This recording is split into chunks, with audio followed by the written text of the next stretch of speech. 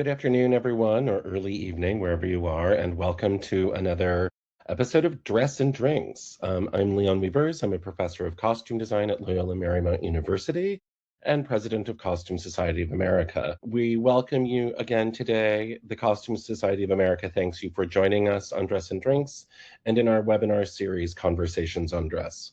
I'm really happy to welcome you and to welcome Michael Mamp to Dress and Drinks. Michael is the director and curator of the LSU Textile Collection Museum and associate professor of textiles and apparel design and merchandising. He has a background that spans both academia and the fashion industry. He holds degrees in fashion design, textile and costume history, and dress history, and has spent 14 years working in visual merchandising and store operations for major brands like Limited, Bloomingdale's, and Saks Fifth Avenue. At LSU, he works with one of the few academic programs in the United States that offers both master's and PhD degrees in fashion and textile history, along with practical training in curation, exhibitions, and collections management.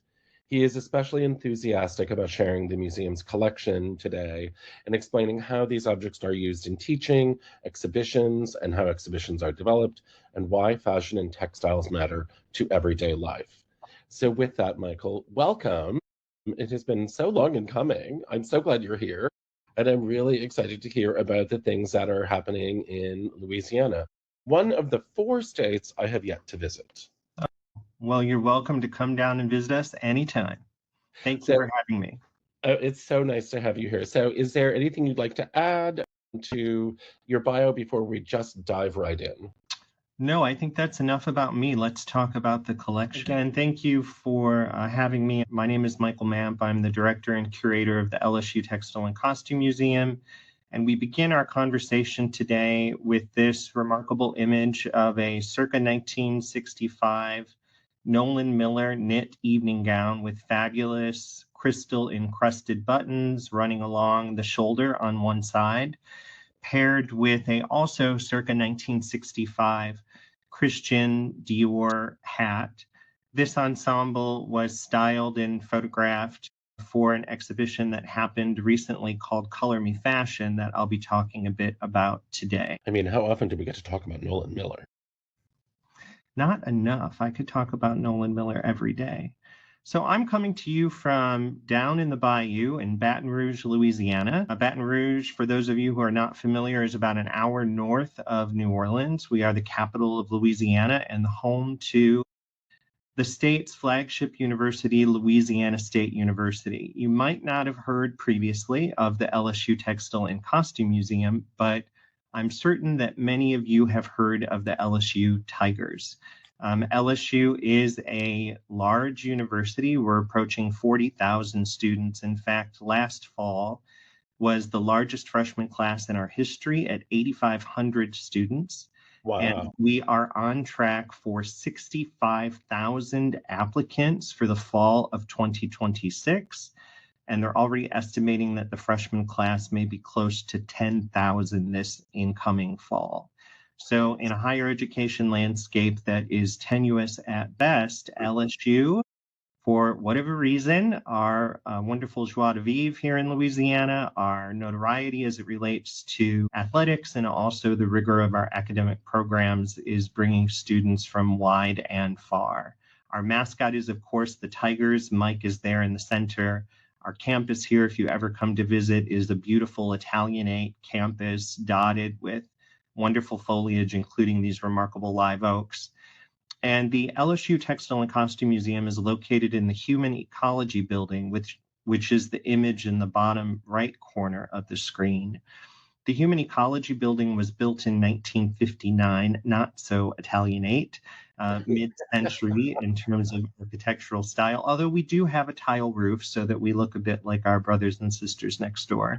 Well, it could be brutalist architecture.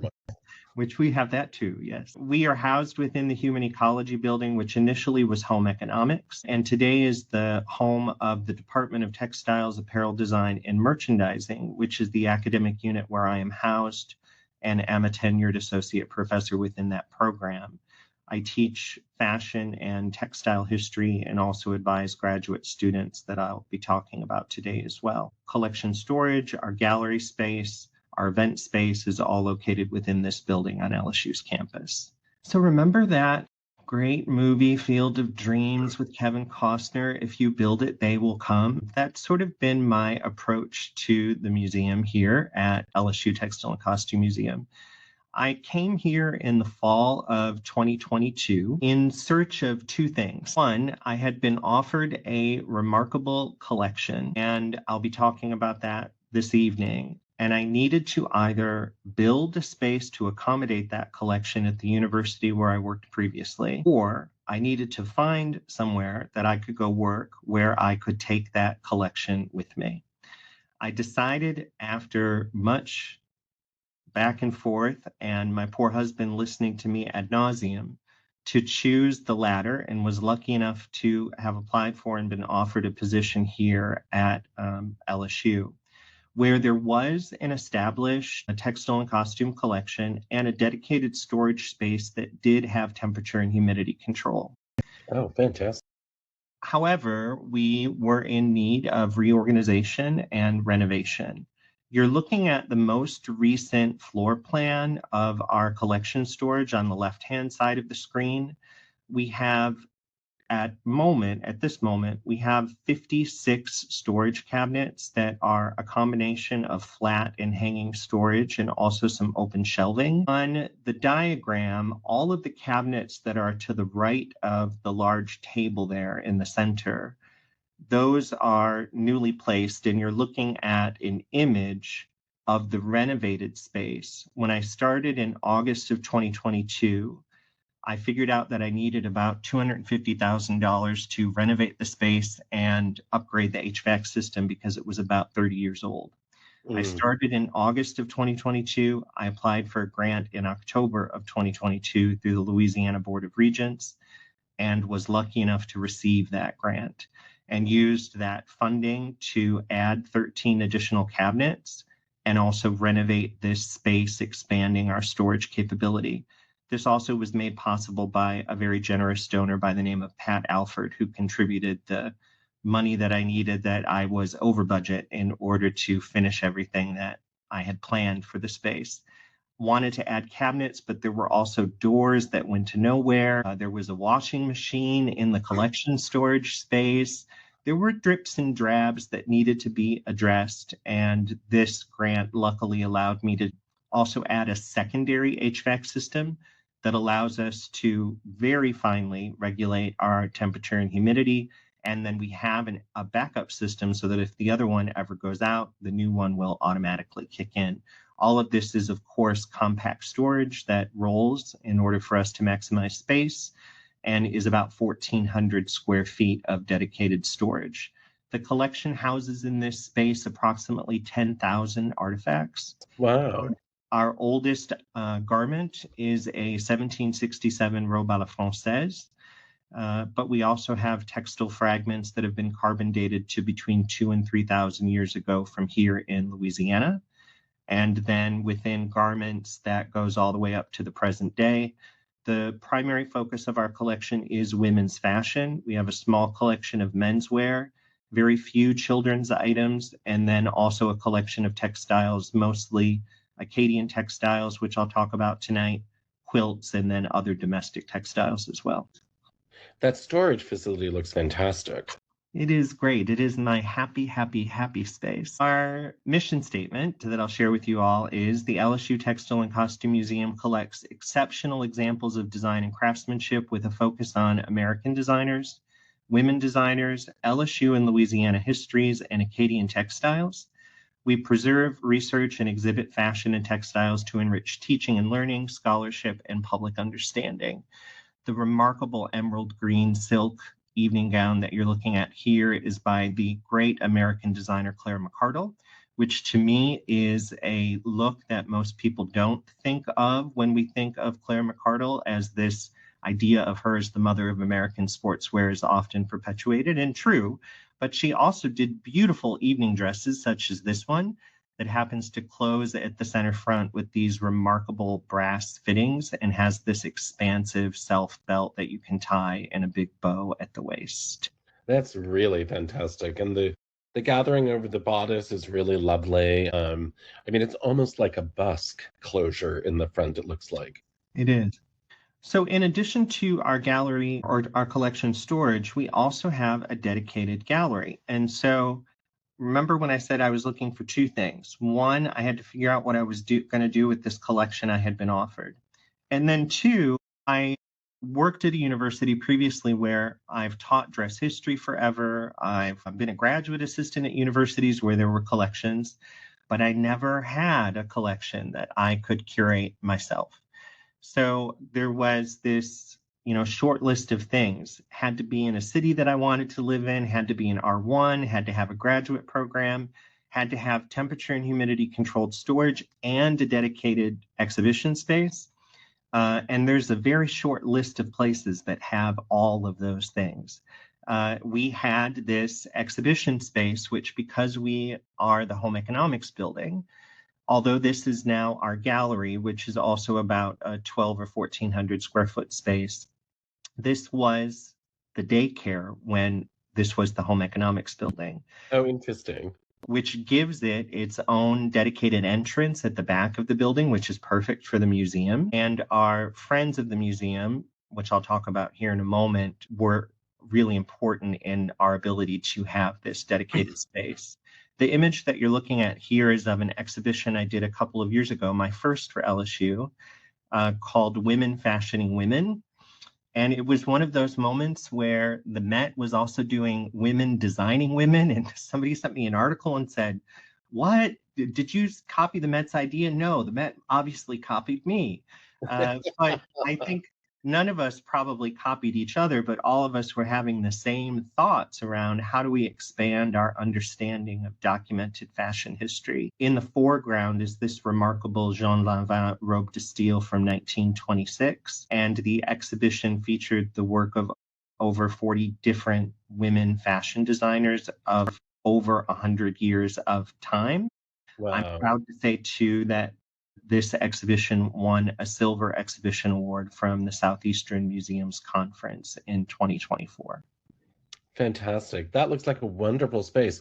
So, pardon me, are those digital didactics that are there so you can, easily change them, you don't have to print them out, or you can modify them as need be, or are they also interactive where a viewer can learn more about this dress or, or the designer, etc.?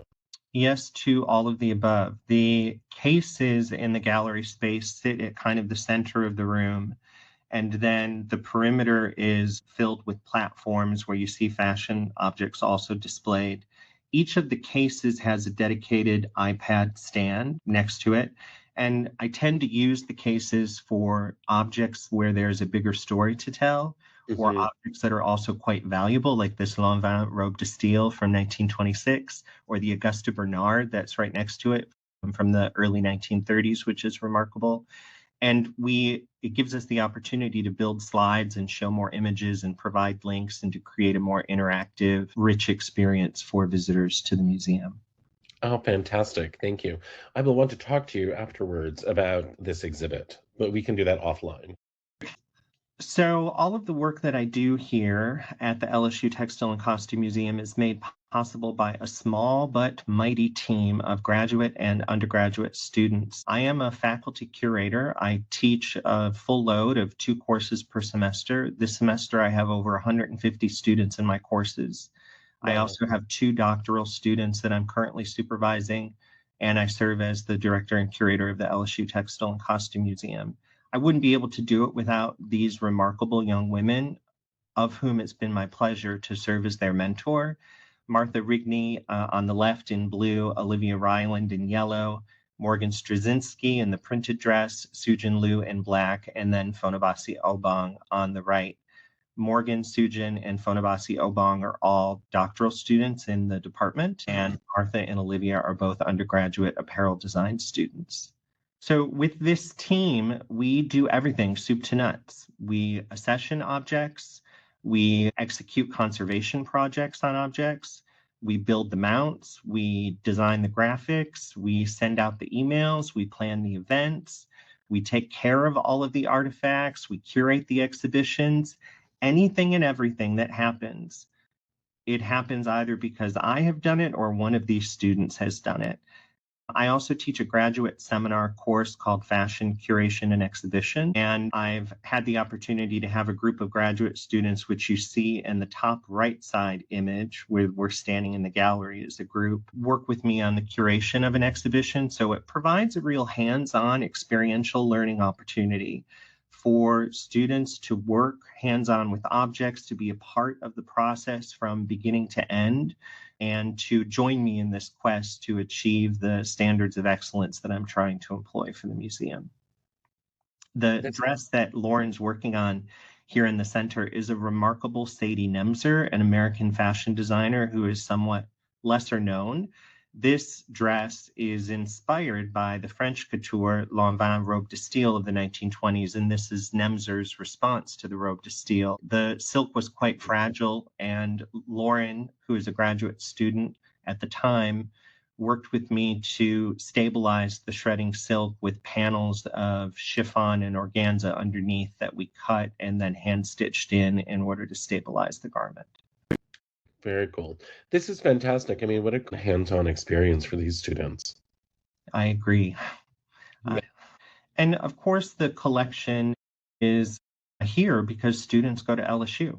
I am here because students go to LSU, and the entire collection, I don't differentiate any part of the collection as a permanent collection or a study collection. I've never really understood that. It's all part of our teaching collection. And certainly there are things that need to be handled more carefully and observed more closely, and I do that. I provide access to the whole thing to students. I am working here with artifacts in one of my fashion history courses. This in particular is a group of artifacts by the American designer Jeffrey Bean that I'm sitting with there at the table. We'll be talking quite a bit about Jeffrey Bean this evening, and then taking a group of students on a tour through our collection storage, showing them this fabulous piece by Pauline Trégère in the image on the right. In addition to the students who help me with the work and the students who make it possible because they choose to go to LSU, the museum would not exist without the support of our friends group. I saw some names of friends. Thank you to the friends who are on this evening. I appreciate you being here. We have a Friends of the Museum group to which people pay membership dues on an annual basis. And also members from that group serve on the advisory board. This is me with our current advisory board last holiday on the left, Mindy LaCour, Lubna Colbert, Pat Alford, Nedra Haynes, and Jeannie Trish, along with our development representative in Brown in the center, Claire Francois, and also me again on the right with Pat Alford on the left and Jeannie Trish on the right. People who are part of the Friends. Remember I told you the gallery was a daycare. The university provides me this much money to run the museum, not a single penny. So we fundraise every dollar to pay for our alarm system, our database license.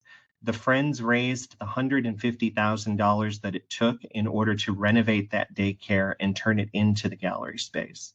So everything we do is really made possible by the generous support of the Friends of the Museum. If you're interested in learning more about the museum and perhaps even becoming a member of our Friends group, you can visit our website, you can join the Friends group, and there's more information on the website that I'll talk about later this evening as well. And thank you to those wonderful friends for continuing to support fashion education. Yes, absolutely. Um, Along with the support of the Friends and also my students, the museum is a vibrant place. We present exhibitions biannually, so we do 2 exhibitions a year. Those exhibitions usually stage somewhere between 40 and 60 objects on average per exhibition. We host events when we open those exhibits that are always standing room only, and are very fortunate in that we have a very interested fashionista community here in Baton Rouge. The public is very interested in what we're doing at the museum and our events, and also our first free Sunday events that we do the first Sunday of every month are very well attended. These are images from one of our recent opening events for our current exhibition. Michael, how long do you take in your planning process for the two exhibits you talk about? I mean, you must be planning several years out in order to get everything prepped for this. I'm working 2 years out, yes. So I'm thinking about 2 years out. I am really actively planning and executing prep for the next exhibit the full time that the current exhibit is up, and perhaps even staging some things, because we take somewhere between 6 and 8 weeks to install a show.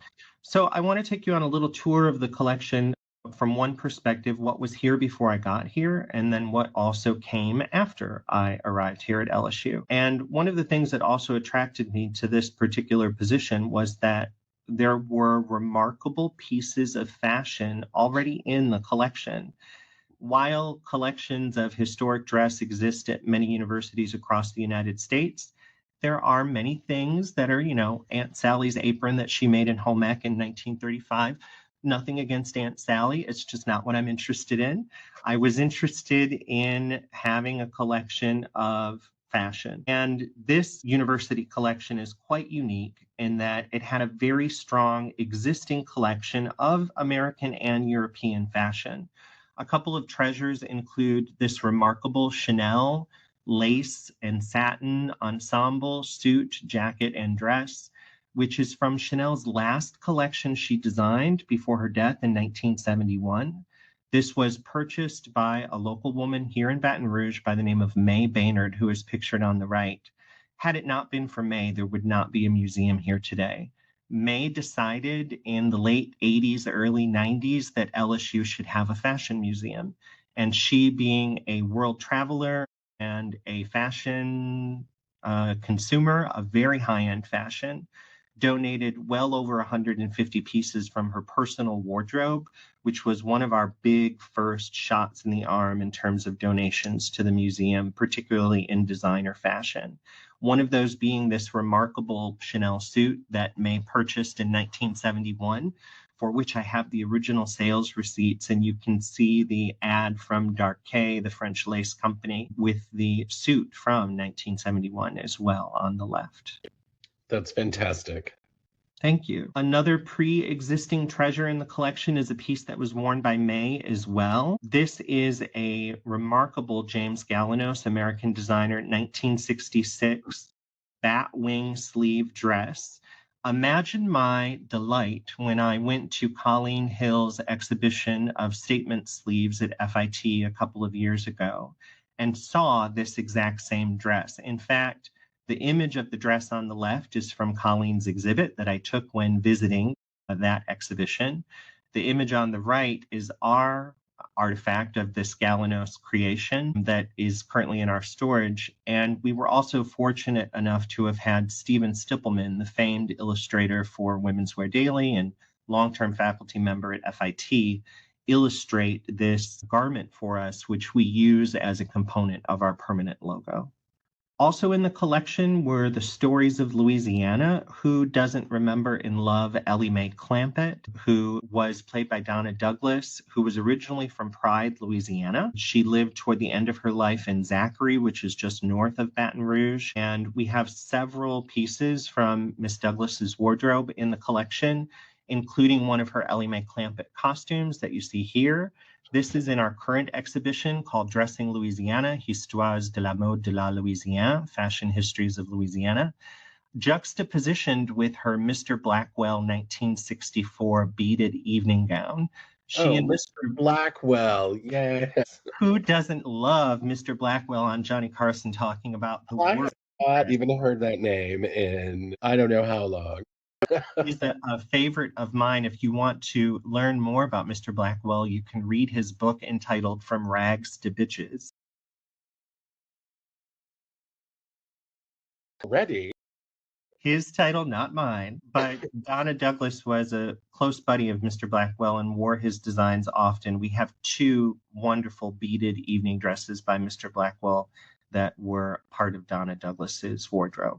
In addition to fashion, what we also had a strong collection of were Acadian textiles. Brown cotton, which is a specific component of Acadian textiles, grows here in Louisiana and was used by Acadians to weave blankets for their domestic purposes.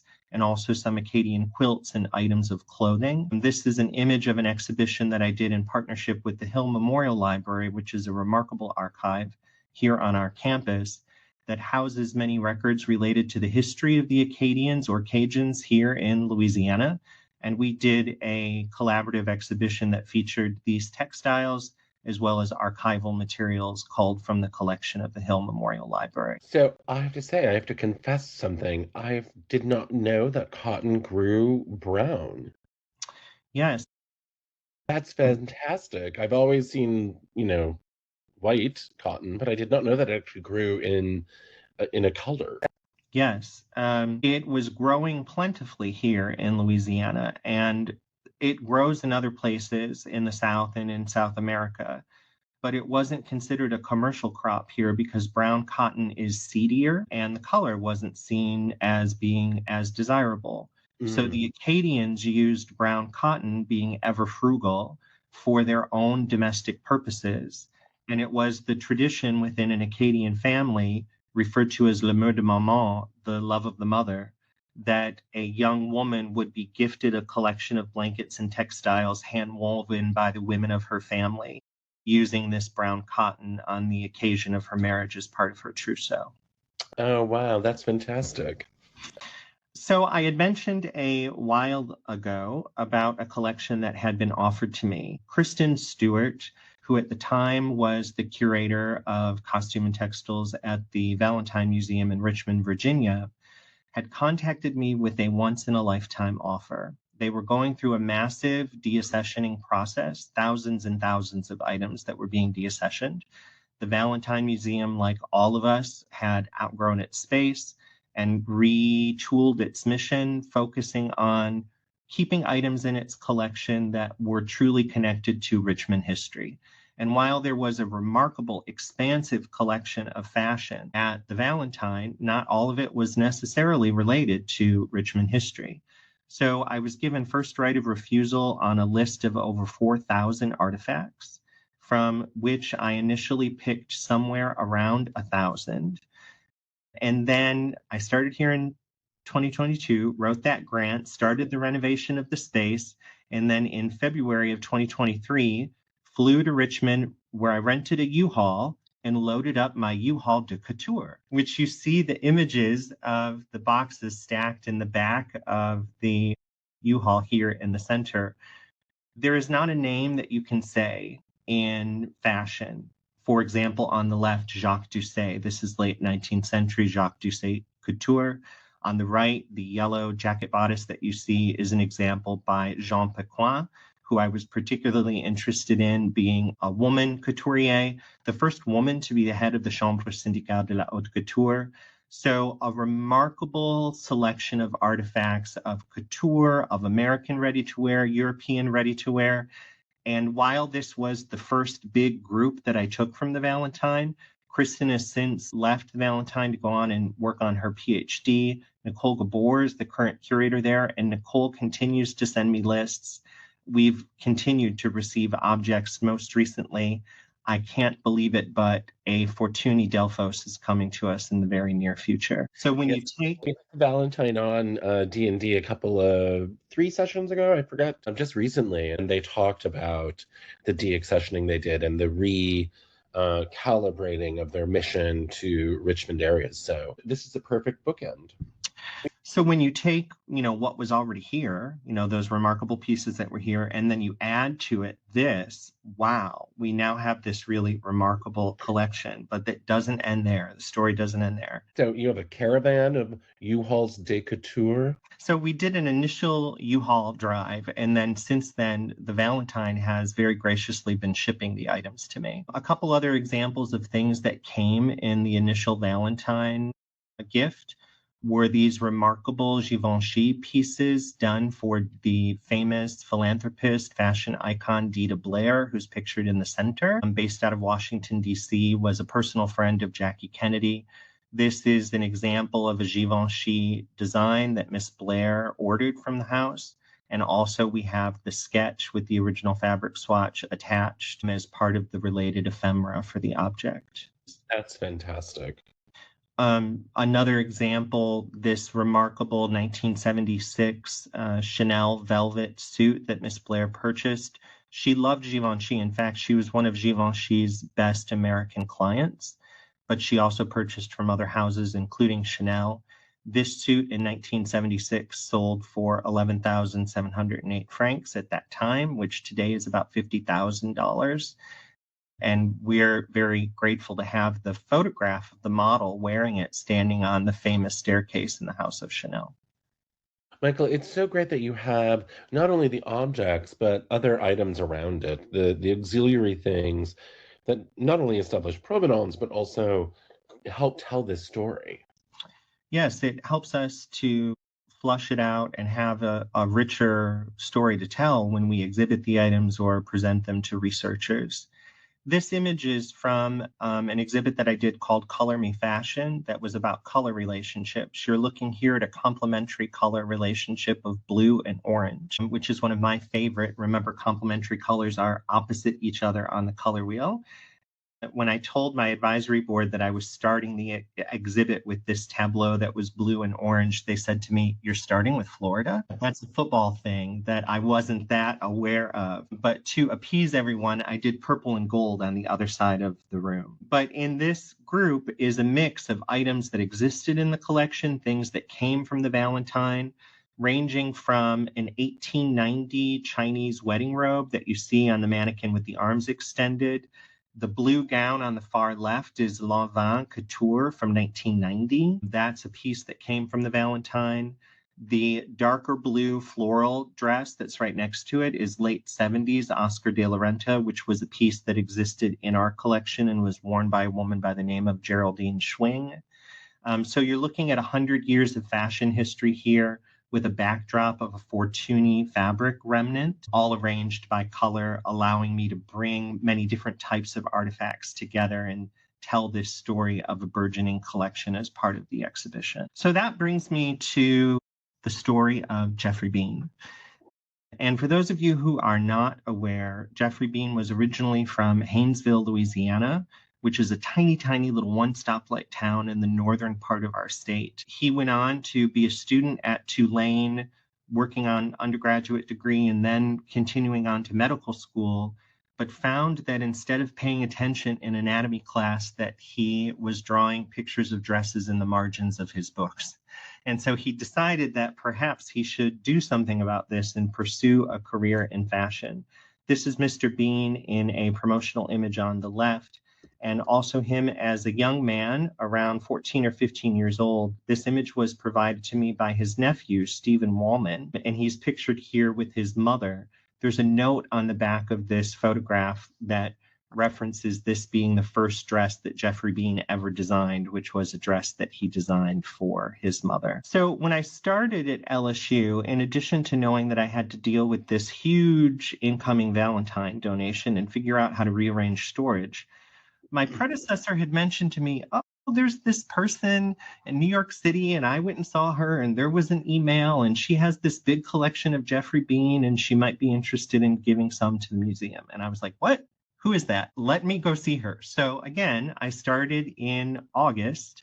I went to visit Dr. Sylvia Karasu, who is a clinical professor of psychiatry for Weill Cornell Medicine, and lives in New York City, and is a fervent and passionate collector of Geoffrey Beene. Dr. Karasu has a remarkable and extensive collection of Mr. Beane's fashion. She herself began wearing Mr. Beene around 1991 and became enchanted with his work because she was shopping at Bergdorf Goodman and saw a somewhat simple linen dress. But then when she went to look at the price tag, it was, over $2,000. And so she asked the salesperson, "Why is this dress so expensive?" And the salesperson proceeded to turn the dress inside out and explain the remarkable construction that was a hallmark of Mr. Beane's work. And ever since then, Dr. Karasu has been steadfast. She wears Mr. Beene every day to this day and continues to collect Mr. Beene.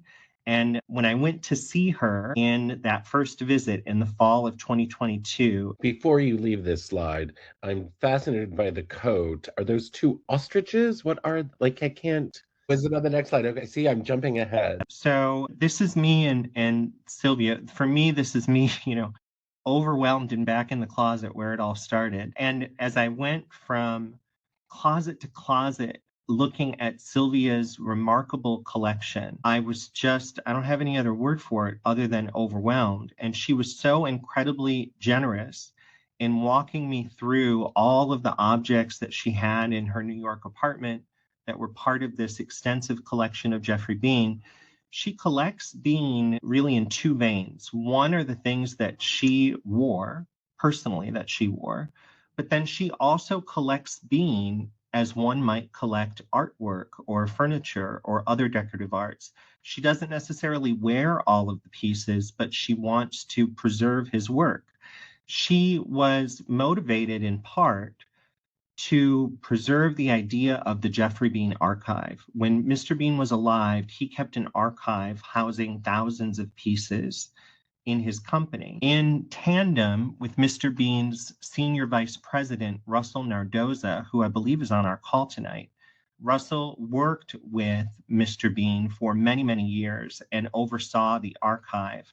And after Mr. Beene passed away in 2004, unfortunately, the contents of that archive were very quickly kind of scattered to the winds. Auctioned off. Sold via auction in various ways. And fortunately, Russell, who knows everything there is to know about Mr. Beene, had all of the records, the archive records that were meticulously done with the image of the object in the archive and all the information about season and material and whatnot, and shared those documents with Sylvia, who has focused her collection strategy on recreating that archive. Wow.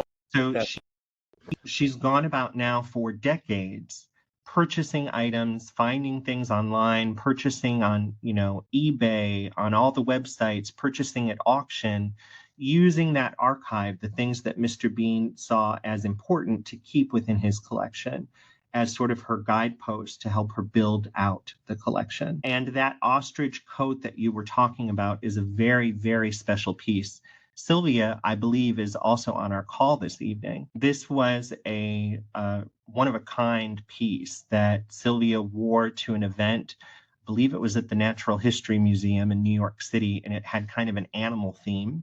And so the ostrich coat fit in very perfectly. And she was famously photographed that night by Bill Cunningham, the long-term style reporter for the New York Times, wearing this coat as a part of the event that night. It isn't a piece that's currently in our collection at the museum, but I hope that one day it will be. It's really delightful. So I'm just wondering, is the applique sequins, or it's hard to tell what that is in the image. I am in love with the tiny little, whether it is the little bow, if that is pleather or vinyl, or is it is also sequin. I'm just that is so adorable, and it's killing me. Well, it's Mr. Beene, so it would never be pleather. It would never be vinyl. It would only be silk or leather or something incredibly expensive and exquisite. The materials and fabrications that Mr. Beene uses, I have been around clothes my whole life in a variety of forms. My mother was a dress buyer for a department store. My grandmother was a seamstress. Clothes are at the center of my DNA. I have never in my life experienced clothes that are as well made and as elegant as these Geoffrey Beene clothes are. They are on par with any example of French couture, and by far they are the most meticulously constructed garments I've ever seen. Fantastic. Next slide. So on that first visit, Sylvia was coming to a point in life where she had this really massive collection and was thinking about, what would next steps be. And I was one of many different curators that she spoke to.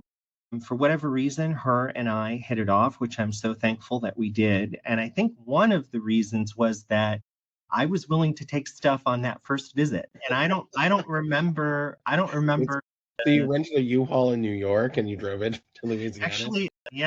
Actually, it's me running to Macy's at Herald Square and buying another suitcase so that I could pack up and take them back with me to Louisiana. And I think Sylvia was impressed that I was so enthusiastic and so appreciative to have these objects and wanted to take them back with me right away. In fact, in that earlier picture where I'm sitting at a table showing students' garments, those are these garments that I brought back from that first trip.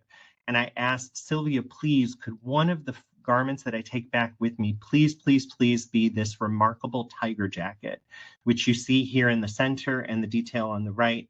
This is from Mr. Bean's Circus collection from 1994. This is so Mr. Bean. It's very soft and comfortable and easy to wear. It isn't lined, but everything is flat felled seams, so there are no seams exposed on the inside. The silk trim that you see is bias cut variegated strips then stitched together of silk satin with the hand applied trim. The buttons, which Mr. Bean uses the most beautiful buttons you've ever seen. These are hand-blown Murano glass buttons, hand-blown, hand-painted. And I had to have this jacket because it was also embroidered with the tiger, which anything with a tiger obviously belongs at LSU because we are the Tigers here. Its companion piece, the giraffe jacket, came later in Sylvia's first large donation to the collection. But these are remarkable examples of Mr. Bean's work from the mid-1990s. Yeah, those are fantastic. So the tiger is clearly embroidered, but is it also chenille embroidered? Or I'm trying to discern what is happening on the top of the tiger, the very, or is so I'm really curious about that technique. There's a combination of silk satin thread and chenille thread, and it is embroidered. And again, the jacket's not lined, but there's not a single stitch visible on the inside. Yeah. Wow. That's amazing. So this is Sylvia pictured here on the right with Mr. Bean. She attended an exhibition of his work that was held in Toledo in the early 90s. And this remarkable dress that she wore is now a part of our permanent collection. Sylvia gave us an initial gift, which was a very large group of garments, and then has given us several other large groups of garments. In fact, I'm going there next week to collect another 15 garments, which are related to my next exhibition that I'll tell you about here in a moment. But these two pieces came last summer. This is burlap. The dress is burlap, and it's overlaid with metallic silver and gold thread used to create this lace overlay that's over top of the burlap. And you'll see in many of our Jeffrey Bean images that I have dress forms that are covered in fabric. These are actually Mr. Bean's dress forms. Towards the end of his career, he got tired of doing fashion shows. He was ahead of his time in that regard. And so he would set up his showroom with dress forms that were covered in fabrics that coordinated with his collections. And I was lucky enough to have funding to purchase 19 of these at auction for our permanent collection. Oh, wow, that's fantastic. So after getting this very large donation from Sylvia, I embarked on curating a Jeffrey Bean exhibition, one that was held in our gallery space that I showed you earlier, but then also a partner exhibition. So there were two at the same time at the LSU Museum of Art, which is in downtown Baton Rouge. In total, there were over 120 Jeffrey Bean garments shown in between these two exhibitions. You're looking at here an entry into the Jeffrey Bean exhibit that was in our space. These remarkable garments, like the one on the far left, which also is in the image from Vogue from 1981, which is on the back wall. This ensemble sold for $2,400 in 1981. So these were the most expensive, most exquisite garments available in what was technically ready to wear, and that you could go into Mr. Bean's boutique or you could go into Bergdorf Goodman and purchase this garment, but you will not find any care labels in a Mr. Bean garment. There are no washing instructions or care labels because it was such short run, hand finished production that they weren't required to include the same type of care label that would be in a mass produced object. The seams are all finished in bias tape. The hems are sometimes undulating and finished in bias tape. There are attached petticoats underneath the garments that are hidden surprises for the wearer. And all of the fabrications are sourced primarily from mills in Italy and France, oftentimes with Mr. Bean working directly with the mill to create fabrications for his collections. This is the companion exhibit that was at the LSU Museum of Art downtown. This one focused on Mr. Bean's heritage as a Southerner. His mother was a florist. He used floral motifs of the South, particularly Louisiana, like magnolias and camellias, over and over and over again in his work. Fabrics of the South, like seersucker and linen. So in this outpost exhibition, which featured about 25 objects, we focused on Southern reflections, or Mr. Bean's Southern vernacular. He was a Southern gentleman, soft-spoken, yet very discerning individual who never lost his Southern charm. It was very much a part of his identity. The three looks that you see here on the left are a combination of seersucker and linen, and then this is an entry view with this remarkable black and white magnolia garment. Keep in mind, all of these images that we're looking at, every single one of these objects has been donated to the museum by Sylvia. All of this, not just the clothing, but the accessories and the scarves and some of the ephemera that I'll show you here in a moment. This is another look into this exhibit that was at the LSU Museum of Art. Mr. Bean designed a line of china. You can see the china that's displayed in the case at the end of the platform. Sylvia has also given us an extensive collection of fashion illustrations that often coordinate with the objects that we have, and it really creates a comprehensive story about Mr. Bean and his work.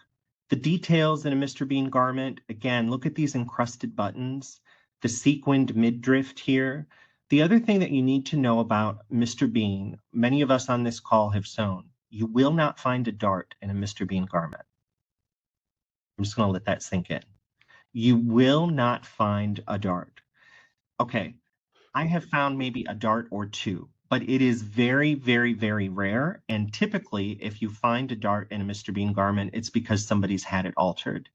Mr. Bean trained in Paris with the French couturier Edward Molyneux, and he worked in a couture tradition. He used seaming, triangular shapes, pleats, tucks, gathers, the way that a historic garment would have been made. He used those mechanisms, which are much more difficult to engineer, in order to create these remarkable silhouettes. This is, again, a camellia in this print. Incorporating that idea into this garment, you can see that the fullness of the skirt is knife pleated into the torso, which culminates in this remarkable hand embroidery. Mr. Bean often included beading and embroidery done by Lesage in his collections. This is embroidered on this remarkable mesh, and you can see the hem turned up on the bottom, revealing the beautiful wonder, which is this silk black trimmed petticoat that is underneath it. That's very sweet. I love it. It's one of my favorite. Again, all from Sylvia. Another remarkable Bean creation. This is a close-up of the bodice of this, which is a fabric that's been made by manipulating these ribbons on the surface, a technique known as passementerie, in an elaborate fashion to create the bodice of the dress and also the bolero jacket that is part of the ensemble. Of course, there are layers of petticoats underneath the skirt as well. And in this, you can really see the genius of Mr. Bean using these triangular shapes to fit a garment. By the 1990s, he was a bit more simplified in his approach to fabrication, yet the silhouettes were still highly intricate and engineered through this elaborate construction. Even in this extremely difficult to work with fabric, this open weave structure that you see here, he's using these triangular shapes as a way to fit the garment. This is in our collection, and you can see it on Linda Evangelista from Vogue in 1994 in the center. I also love, from around this same time period, this black vest, sort of vest/jacket by Mr. Bean that has this word scramble at the waist, which is all hand embroidered. You can see that the word bean is coming out of the word scramble as well. That's really sweet. That's wonderful. And a few more looks from our Bean exhibition. You can see here that, again, the use of shape, beading, embroidery, sequin, silk. In the image on the right, you're looking at the back view of a gown with the crisscross on the back and this remarkable skirt. He's even using those shapes on the design of the form. These are all Mr. Bean forms that these garments are displayed on. In addition to having the garments, when Mr. Bean passed away, the fabric remnants that were in his studio were sent over to Mood to be sold as part of like their vintage collection. And Sylvia Wow. raced over there and bought every piece of fabric she could put her hands on. So not only do we have the garments, but through Sylvia's remarkable generosity and thoughtfulness, we have the fabrics that match back to many of the collections. So I try to incorporate those in our displays when we build them. Some more examples of the remarkable construction. Look at these shapes on the left with this bean dress. The stripe is the fabric of the dress form, which is showing through. And even in these t-shirt style dresses in the center. So first of all, these are silk knit jersey, remarkable. The crystals are all Swarovski and hand attached. The red bow is silk satin hand applique, and there's a 16-inch hand-picked zipper in the back of both of these dresses. You will not find a machine zipper in a bean garment. Every zipper is hand-picked. This remarkable example of Mr. Bean's mastery can be seen in this expansive bias-cut silk jersey dress on the right, which creates this huge span in the hem as well, with a beautiful flow and drape. And these are objects that were displayed also in the cases on either side.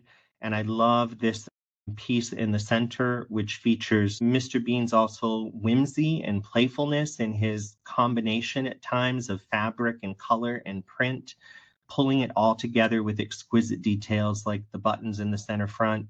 He used quilting as a means to help maintain fullness in a skirt.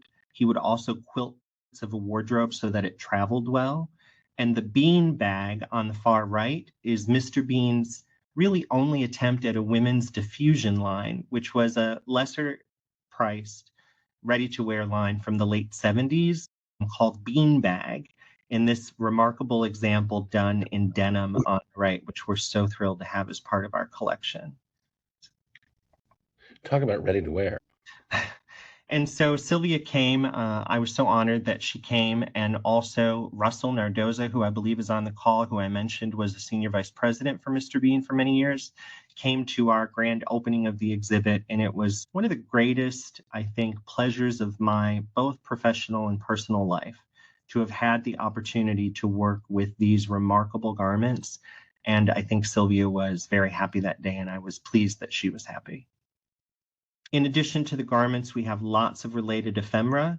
These sketches are all by Jesper Nybo, who was a design assistant of Mr. Bean. You might recognize Naomi Campbell on the left. And so that brings me to what's happening next at the museum. Our current exhibition will close here on March 6th, and opening May 3rd is Stitches in Time, Quilts and Fashion.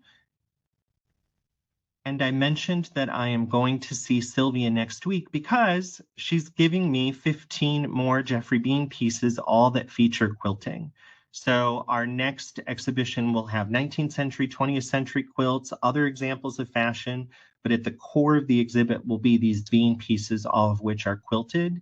This is sort of a teaser you're all getting. Sylvia is giving me this dress, which features quilting on the sleeve, and also just recently sent me this remarkable sketch, also by Jesper Nybo, of the dress that is included in this donation. That's a fantastic sketch. Jesper Nybo was really a genius, another unsung hero of American fashion history. Well, it's such an expressive use of watercolor in a very fast way.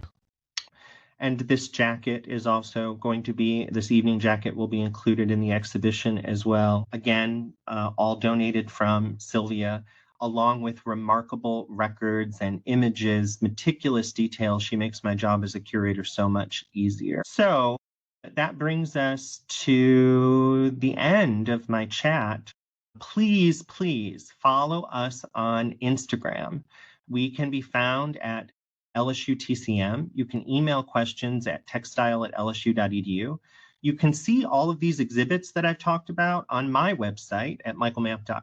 But you can also scan the barcode to visit the LSU Textile and Costume Museum website. But on our website under collection, you will be able to access our collection. Every single one of our bean pieces are digitized, and our collection is fully visible to the public via our search on our website. So you can type in a designer name, you can type in a color, you can type in a date, you can type in whatever you're interested in, type in bean, and you will see the over 300 pieces that we have, all of which have been donated to the collection by Sylvia, making that the largest, most valuable in-kind donation to the collection in our history.